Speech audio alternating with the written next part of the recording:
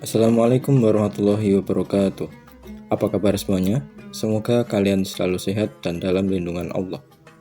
Pada kesempatan kali ini, saya akan membahas tentang naskah hikayat Sultan Mughul mengajarkan anaknya. Namun sebelum itu, saya akan sedikit membahas tentang pengertian hikayat. Hikayat adalah karya sastra lama Melayu berbentuk prosa yang berisi cerita, undang-undang dan silsilah bersifat rekaan, keagamaan, historis, biografis, atau gabungan dari sifat-sifat itu. Karya sastra ini juga masuk ke dalam jenis cerita rakyat. Jenis ceritanya bervariasi, mulai dari dongeng, legenda, mitos, dan lainnya.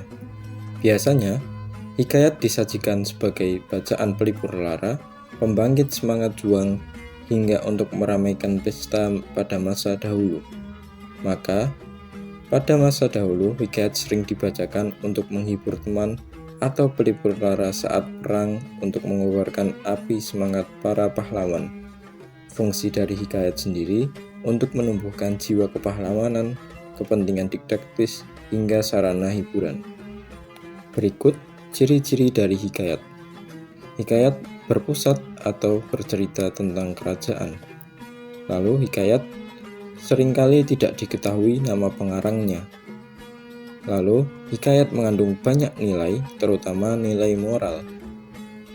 Ciri-ciri lainnya, cerita hanya seputar peperangan antar kerajaan, keajaiban, kekuatan gaib, hingga percintaan sehingga ceritanya statis. Tentunya, dalam hikayat kita dapat menemukan bermacam-macam nilai yang terkandung di dalamnya. Hikayat mengandung nilai-nilai tertentu. Nilai-nilai ini merupakan unsur ekstrinsik yang mempengaruhi karya sastra dari luar cerita, yaitu atas pengaruh pengarangnya. Biasanya, penulis tidak menuliskan nilai-nilai isi hikayat secara eksplisit atau terang-terangan. Namun, nilai-nilai itu dapat diketemukan ketika telah membaca keseluruhan hikayat. Nilai-nilai ini dapat tampak pada karakter tokoh yang diciptakan oleh pengarang dalam hikayat tersebut. Judul dari naskah ini adalah Hikayat Sultan Mughul mengajarkan anaknya, versi Ronkel P.H. Esvan. Naskah ini disimpan di Koninklijke Academy, Belanda. Lalu, kondisi fisik dari naskah ini tidak diketahui baik dalam koleksi Digital Leiden University Libraries. Selain itu, naskah digital Hikayat Sultan Mughul mengajarkan anaknya, versi Ronkel P.H. Esvan, juga sama-sama tidak diketahui bagaimana kondisi fisik dari naskah aslinya. Tebal dari naskah ini adalah 46 halaman. Lalu berikutnya, jumlah baris dari tiap halaman adalah sebagai berikut. Halaman 1 berjumlah 9 baris. Halaman 2 sampai 45 berjumlah 13 baris. Lalu berikutnya halaman 46 berjumlah 7 baris. Bahasa yang digunakan dalam naskah Hikayat Sultan Mughul adalah bahasa Melayu. Lalu huruf yang digunakan adalah huruf Arab Melayu. Ukuran dari huruf tersebut adalah sedang. Dan keadaan tulisan dari naskah Hikayat Sultan Mughul mengajarkan anaknya baik dan dapat dibaca secara jelas. Jarak antar huruf pada Hikayat Sultan Mughul mengajarkan anaknya adalah rapat, dan warna tinta yang digunakan adalah warna hitam. Dalam naskah ini, tidak ditemukan penomoran asli yang berasal dari teks langsung, namun terdapat bantuan dalam menuliskan halaman naskah oleh peneliti lain yang dituliskan dengan angka. Teks Hikayat Sultan Mughul mengajarkan anaknya merupakan prosa yang berbentuk cerita atau sejarah. Umur dari Hikayat Sultan Mughul mengajarkan anaknya dapat diketahui dengan mengurangi tahun sekarang dengan tahun ditemukannya teks, yaitu pada 1820, yang artinya naskah tersebut kini berumur 203 tahun.